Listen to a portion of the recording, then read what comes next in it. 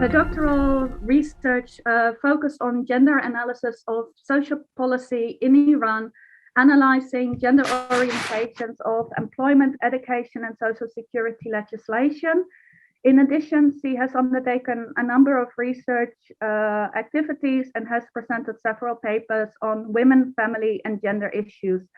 She recently also contributed a chapter on gender analysis of social protection in Iran to the Handbook of Social Protection Systems, which is open access and for which I will also shortly share the link in the chat box. We are also pleased to welcome Dr. Hania Sholkamy, who is an anthropologist and holds a PhD from LSE. Her work has focused on gender health and social protection in Egypt. She designed and piloted the cash transfer programs of the government of Egypt in her capacity as a special advisor to the Ministry of Social Solidarity. In addition, she is a proponent of feminist social protection and has lobbied for the rights of women to receive welfare and pensions in their own right and not as dependents. Following a brief introduction by Dr. Rana Jawad, the founder of the MENA Social Policy Network, the speakers will have 50 minutes to present their research. Following the presentation, the floor will be open for further discussions and questions. You can raise your questions by raising your hand or using the little icon or putting your questions in the chat box. We will keep an eye on both. Now, before we start, I would just briefly like to make note of a few house rules. Firstly, the meeting is a closed event and should be a safe space to all participants. This meeting will therefore adhere to the Chatham House rule that indicates that when a meeting is held under the Chatham House rule, the participants are free to use their information received, but neither the identity nor the affiliation of the speakers nor that of any other participants may be revealed. We therefore urge that in any communication on this event, no reference to either persons or organizations are given, nor any screenshots or quotes are shared elsewhere. We will record the session, though we will only share the first part of the presentation. The discussion will be recorded for internal use only and will not be shared elsewhere. If you have indicated that you do not consent to be recorded, we request you to turn off your video. We will ensure that any reference to you is removed, even if captured by incident in the recording. If you want to remove your permission at a later stage, then please do send us an email. We will share the email address for that in the chat box as well. Now, without further ado, I would like to give the floor to Dr. Rana Jawad for a few introductory words on the network and on the topic. Thank you. Hello, everyone. Good morning. Thank you very much, Tamara. It's really a very brief introduction from me because I think it's just great that we're able to gather everyone in this meeting, and thank you all for your interest and your support, whether you're presenting or joining us for the first time or you join us regularly. I think we're very fortunate to have our very distinguished speakers, Dr. Maryam, who I've never met before, so it's very great that you're interested to be involved. And thank you as always, Dr. Hania, for being a long-time supporter of the group. I notice as well colleagues whose work I've studied, Professor Naila Kabir and others, so thank you so much for joining. I think this is really just to say that it's great that we're able to have this space and discuss social policy issues in the Middle East and North Africa region, away perhaps from the more standardized focus around international security issues, though of course we know that social policy is very important, both as a driver of questions of conflict and peace, but equally important in its own right for the expansion of social rights, and certainly the issue that we're looking at today around issues of gender empowerment. And it's great to have an Iranian perspective in the network as well.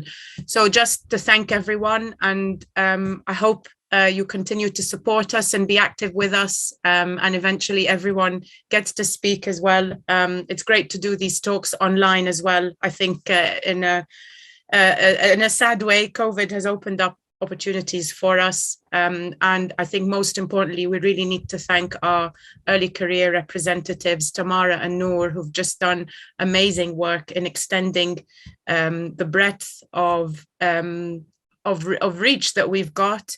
And as always, Olivia and Islam, our project manager and communications consultant, who are in the background and always do fantastic work in keeping us going. So thank you again, and I look forward very much to the talks.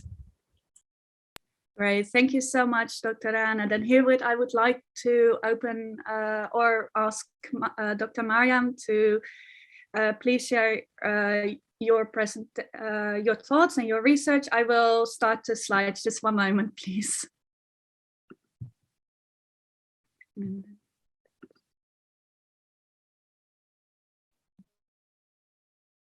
Okay.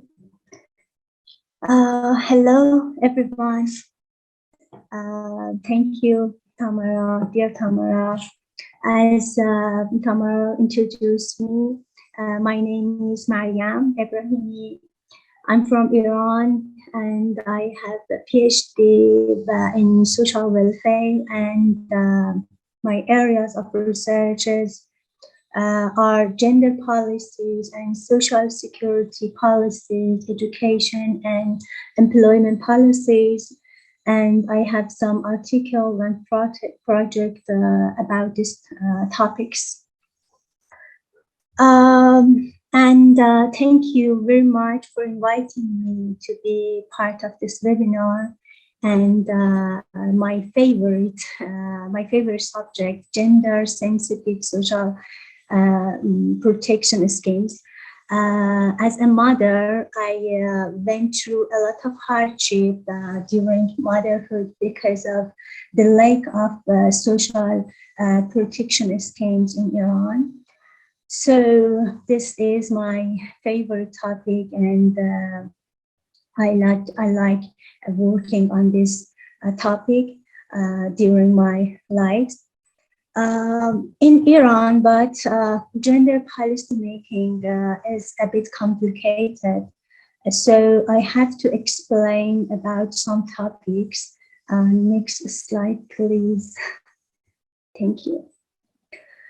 I have to explain about these topics in education, employment, social protection schemes, and gender discourses. In introduction, I would like to talk about the status of women, education and employment, and the attitudes about women education and employment, and being in the public sphere to show what women do in their real lives. After that, I will talk about different social protection schemes to show you what kind of schemes policymakers consider for women, and after that, about different policy makers, institutions, and their gender discourses. Finally, we will find the answer of the main question: to what extent social protection schemes are cognizant of the lived experiences of individuals. Next slide. Thank you. At first, about education, the school system in Pahlavi era was kind of secular system, and many religious and traditional families did not attend a school. But after Islamic revolution, girls' involvement in public education increased.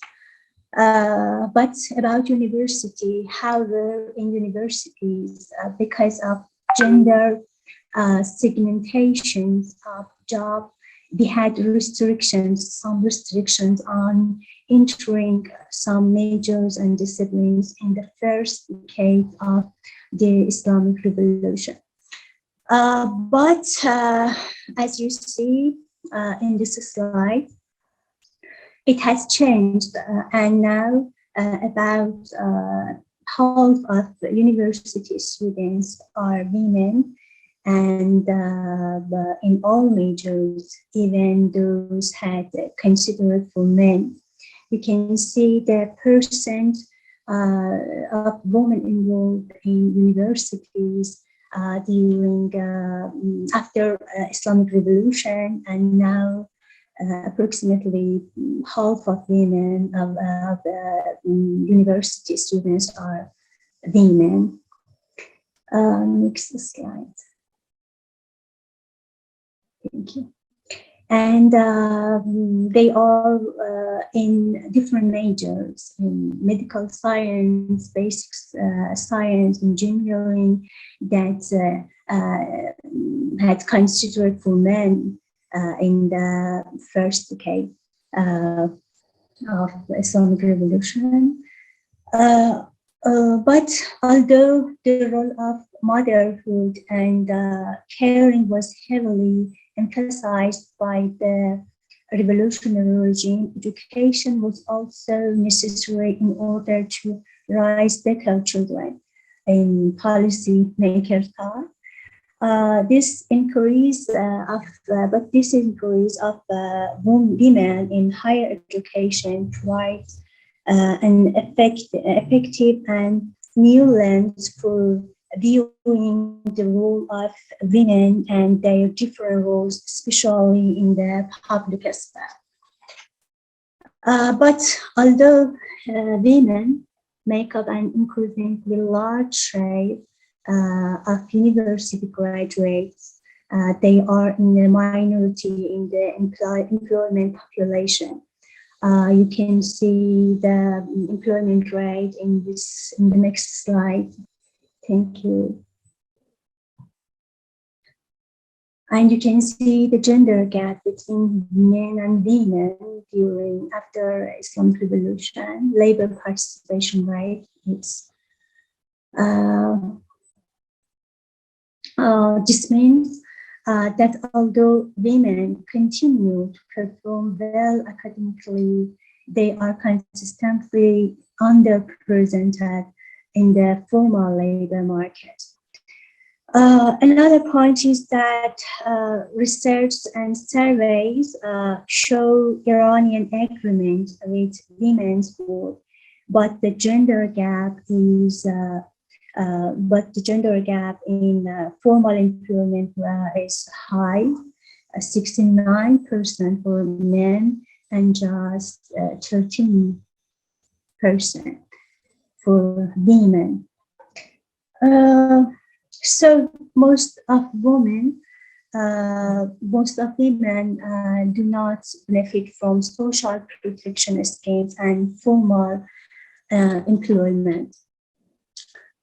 Another point is that due to liberalization and global economy, informal employment has increased in Iran, and this kind of employment with no contract do not benefit from social protection schemes. And because of women roles at home, caring roles, and different roles they have during their lives, they had to be in part-time job and temporary contracts. I worked 7 years with no contract and no social protection schemes. So neither permanent contracts nor social protection schemes for women. Next slide, please. Yeah, thank you. Another important subject is kinds of social protection schemes. We have some of them in our labor law and other women's law, consisting of maternity leave, part-time job for mothers, less work hours for mothers to have under 6 years old children, teleworking, especially during the COVID-19 era, survivors' benefits, generous survivors' benefits, and social assistance schemes for female-headed households, like cash transfers, in-kind transfers, and some allowances. As you see, these schemes include some motherhood risk and just for formal employment, who are in formal employment. But social protection measures need to be designed to respond to different gender categories of risks, including health risk, life cycle risk, childbearing, divorce, widowhood, and exclusion, special exclusion in Iran with a traditional family, domestic violence, and etc. Even researchers show that being a woman in Iran, one is more likely to fall into poverty trap. It has been found that 40% of all female-headed households fall into the two lowest economic decile, while it's 16% for male-headed households. So I think our social protection scheme are cognizant of some life experience of individuals, but not many of them. And these are just for those who are in formal employment. And so most of women do not benefit from these schemes. Another important, next slide. Thank you, Tamar. Thank you. Another important point is that we have, after Islamic Revolution, we have a lot of policymakers, a lot of policy-making institutions. For example, governments, Islamic Consultative Assembly, the Supreme Council of Cultural Revolution, and Expediency Discernment Council. And all of them participate in the gender policy making. And the dominant gender approach of these institutions is men as breadwinner and women as homemaker, like one is in traditional and religious families. I mean, this model of family is an ideal type of family in this institution that affects social protection schemes. Policymakers just consider just three categories of women. The first group, which comprises a small proportion of women's population, is in formal employment that's supported by social security systems and labor law. The second category of women are housewives who are supported by an insured man, and more than half of women in Iran are in this category. They indirectly benefit from some social insurance, as men are the head of family in traditional and religious culture, and in civil law, they are responsible for providing family expenses.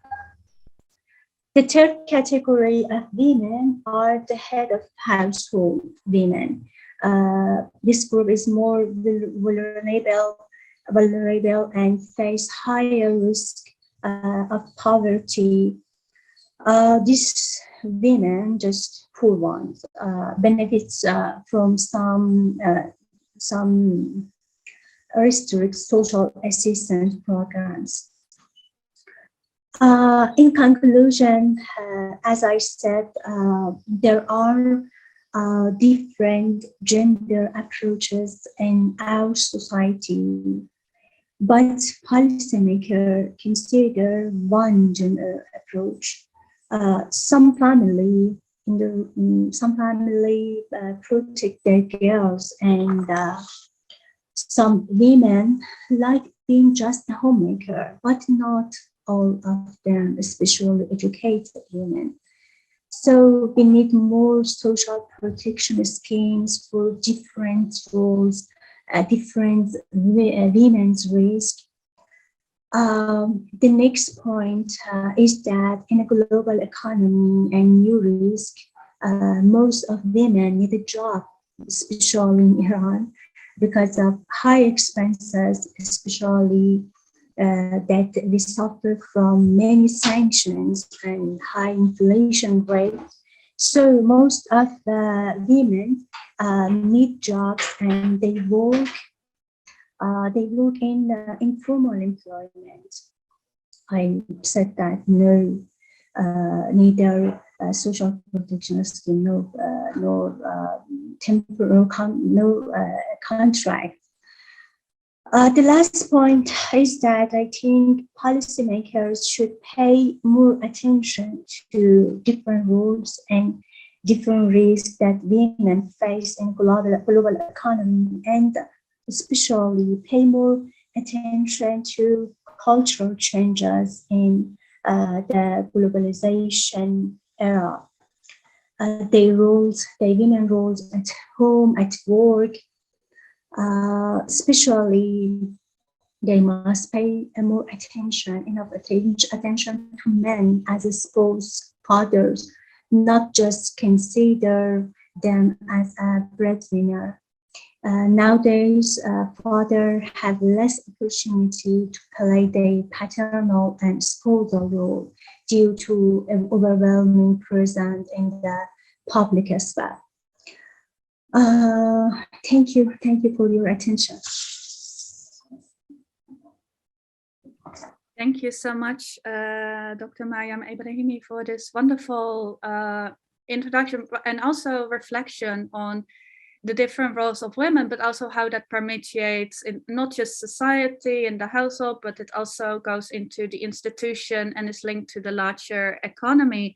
And I think these are very worthwhile considerations, because this also makes it such a complex issue sometimes to discuss or to come to an approach to. But before we go into the questions and answers, and I'm sure there are questions, then I would like to give the floor to Dr. Hania Sholkamy to discuss her own work. Thank you, Tamara, and thank you, Rana, and for the invitation. And I enjoyed very much Dr. Maryam's presentation. I just want to preface my slides by saying that I am in Beirut attending a meeting, and the internet is really unstable. So if I disappear, I will be back, but it keeps coming and going. So let me share my screen. I'm talking today about a work that actually I'm doing with Dr. Naila Kabir, who is attending the seminar. Hello, Naila. And also with other colleagues from Dr. Hudal Maybe, who's with us, who was with IFPRI, who is familiar with this work. So what is this work about? This presentation, which I promise will not take as long as it could, is about the gender implications of cash transfers, looking at impact in Egypt. And it's specifically a presentation about how we measure gender impact. The problem is that we overpromise when we are trying to convince policymakers and donors and so on to initiate gendered social protection programs, and social protection programs in general and cash transfers in particular have promised inclusion, they've promised some kind of sustainable livelihood, good governance, participation, empowerment, and even poverty alleviation. And of course, they can't do that, because we are talking about people who are in structural positions of inequality and poverty. And I think the main distinction would like to make is between program design that can incorporate gender, but that doesn't mean that it can change or lift conditions of inequality. I'm talking specifically about the Karama and Takaful program in Egypt, and Karama and Takaful is a well-regarded cash transfer program in Egypt that was introduced in 2014, 2015, and an IFPRI evaluation has showed that it has increased household production consumption by over 8%. It has reduced the probability of beneficiaries falling below the poverty line. But even this national initial baseline evaluation confirmed that cash transfers have not been sufficient to provide a large investment needed to get out of poverty. So they are programs that have been successful in terms of what cash transfers can do, but they have their limitations. And one of these limitations was the impact on women's empowerment and gender roles. Now, this IFPRI evaluation, the baseline, used decision-making variables to approximate empowerment. And our research questions the veracity and appropriateness of decision-making as a proxy for changed gender dynamics. In this research, we used a multidisciplinary approach, not to prove or show gender impact, but to find the right questions and methodologies that are meaningful and that can approximate social change. So what we did for the purpose of this study was that we added a gender module to the 2021 impact evaluation questionnaire of IFPRI, which has just come out. The results have just come out. And it was administered to a subset of that same national data collection. Of course, a smaller number, but what we did was use the same, the data was collected at the same time as IFPRI. It used it added just a different gender module, but used the same sampling frameworks and so on. The limitations are, of course, that we are talking about a smaller sample of women. Another limitation, which is a limitation in our data collection, and I dare say in the IFPRI one as well, which is the larger sample, is this definition of the categories of non-beneficiary and beneficiary. Who is considered a beneficiary of the cash transfer programs and who is not simply a category that can be taken as a snapshot. It's unclear because some people were on the benefits and were taken off. Some people are receiving the benefits, but not reliably, so that there's been a delay in getting the benefits on a monthly basis. Some people are expecting to be on the benefits. There are mixed households where there are multiple families living together, with some taking, some not taking. So this is a major, I think, limitation when we try to set up this modeling of gender impact, when we contrast or compare beneficiaries with non-beneficiaries. And another limitation is the problem of measurement itself, where there are the opposing opposing trends of, on the one hand, trying to find indicators or questions that are relevant and specific, and on the other hand, wanting to speak to a literature, an international literature or an academic literature, and therefore trying to find indicators that are comparable and measurable. So, and because it's just 15 minutes, I'm not going to go very deeply into any of these issues right now.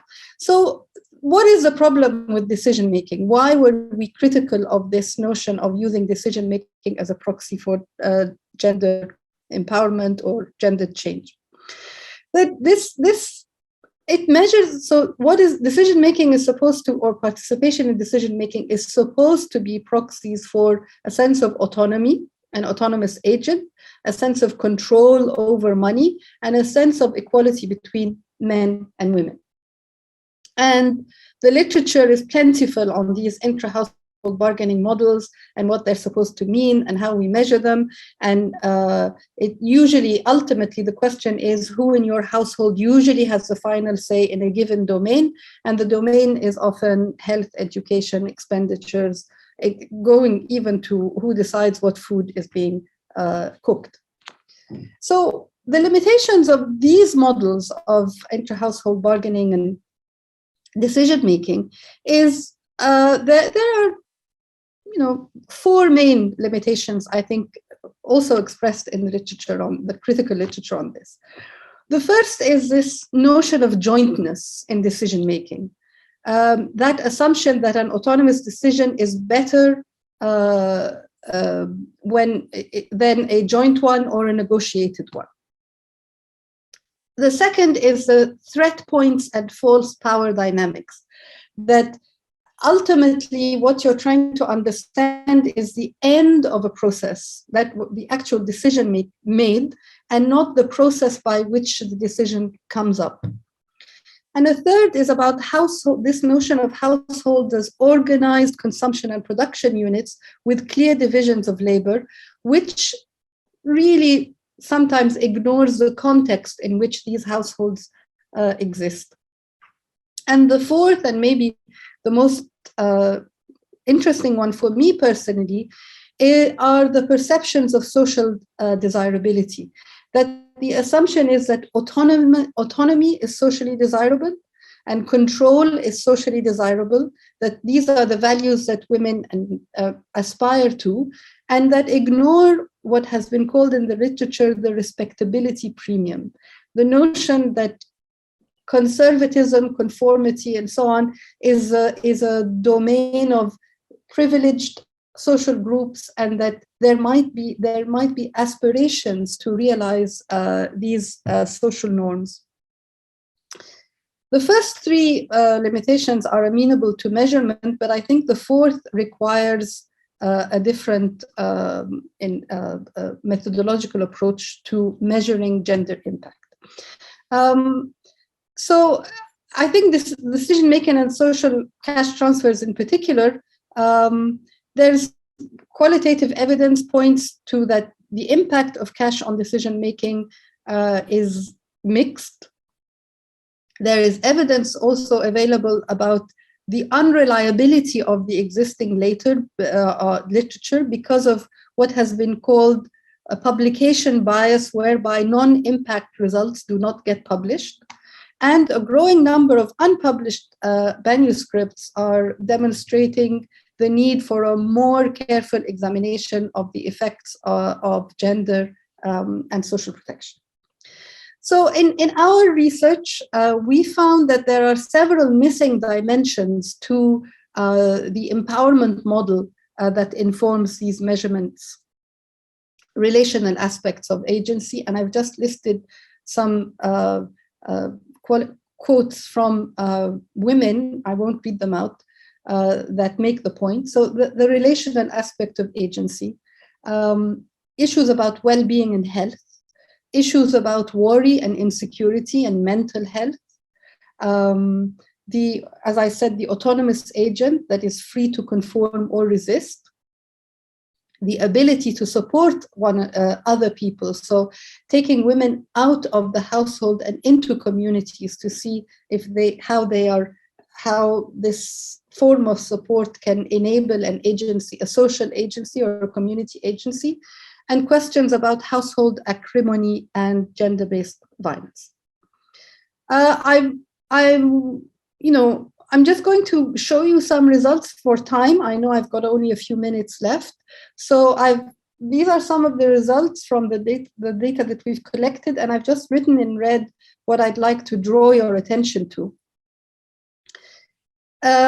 Although decisions are jointly made, whether in households that are benefiting, 86%, or in households that are not benefiting, we noted something that is interesting for us, and that is that 16% of beneficiaries are able to lend money to their husbands regularly, against only 2% of their counterparts.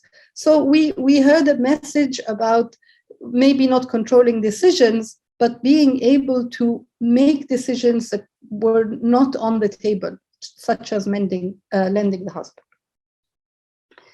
Just over half of beneficiaries say they control the money they get from the transfer, and the rest do so jointly with their husband. But the most interesting finding in terms of income and control is about credit worthiness. Now, we know that indebtedness and poverty go hand in hand, and 93% of those who valued being able to take a major loan said that they were able to do so after receiving the transfer, against 44% of the treatment group. So the cash transfers have enabled a kind of predictability of income that has added to women's creditworthiness vis-a-vis other women who are not beneficiaries. I think the peace of mind findings are important. 97% of beneficiaries said that they had peace of mind and better sleep. We asked specifically questions about sleep. 3/4 feel that they can now even spend on non-essentials, something that is valuable to women themselves, like buying fino bread or better bread. And almost half were able to pay off major debt at least once, against only 1/3 of non-beneficiaries. In terms of relationships, I don't want to read all of this out, but 95% of beneficiaries acknowledge that their relationship and in the household has improved. 3/4 of women find that receiving the cash transfers have made their relationship with their husband more secure, 2.5 less so, and 68% feel that they are now better wives. 66% of women used to feel fear that no one would help their family in case of need because they could not afford to carry out social visits or give gifts to people. After receiving the transfer, however, over 3/4 of women claim to now have become a source of support for their family and neighbors, and 36% say it has made them more generous with others. This aspect of gift giving, relationships within the community, not within the household, is often overlooked as an aspect of gender ability or social change. I think my last slide is about mothering. How the transfers have changed the relationships between mothers and their children, that they now as women feel that they are relied upon, and 95% feel that said that their children no longer ask for their husbands for anything, small expenditures, and most feel that the husband has become happy because the transfer has helped with household expenses. I think the takeaways from this different approach to measurement are the following: that changing power dynamics take more than cash. So if we want to lift patriarchy, we really need more than cash increments to people's incomes. That limiting gender change to households ignores relational aspects of women's social agency. That models of empowerment need context and an arc of change. They should also be mindful of context and of multiple worlds inhabited by women. Peace of mind, respect in the home and community, control over relations, and the ability to give are valued by women, maybe more than taking part in decisions. And finally, that social transfers enable women to adapt, not to change burdens of poverty. Therefore, research on gender and social protection should adopt tools capable of capturing these small acts of change. Thank you. Great. Thank you so much for your presentation and for staying within the time limit. It's quite dense, a lot of information to take away, but it's also very interesting because you can see also the overlap emerging to an extent with what Dr. Maryam Ebrahimi was already referring to. And I would like to thank all of you for staying with us for so long. I think we have had a very interesting discussion with a lot of food for thought, and I think there's still a lot of discussion to be had. So I look forward to any forthcoming research. I would like to herewith thank the speakers again, Dr. Maryam Ebrahimi, Ebrahimi and Dr. Hania Sholkamy for joining us from Beirut and from Iran. And I wish you all a wonderful day. Thank you.